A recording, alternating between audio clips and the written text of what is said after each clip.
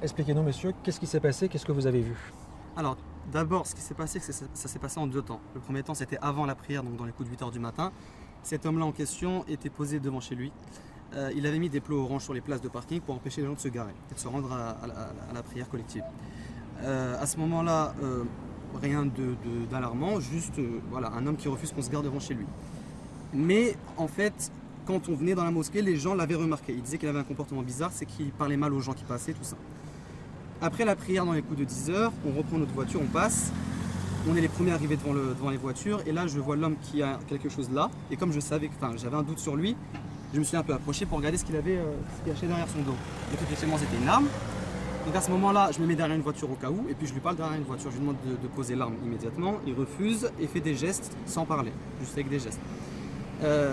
Dès lors, je demande à tous les gens qui sont là d'aller prévenir et de boucler le périmètre, de prévenir la police qui était présente devant la mosquée.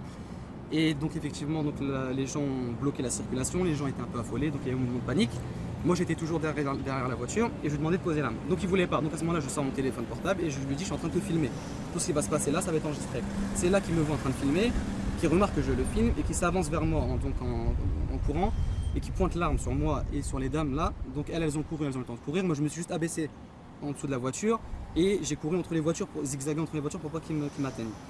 Donc dès lors quand les gens ont vu ça, ils ont tous crié, les gens sont partis prévenir la police.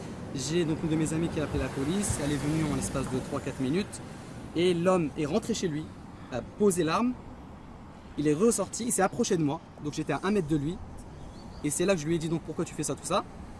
Et il parlait pas parce que j'ai l'impression que la personne était muette, donc il était énervé, donc je lui ai demandé de rentrer chez lui et je lui ai dit de toute façon la police arrive. Donc il est rentré chez lui, il a ressorti l'arme et il a menacé une femme qui passait, une femme voilée qui passait, il l'a menacée, elle est partie en courant. Et moi j'étais toujours derrière la voiture et là la police est apparue.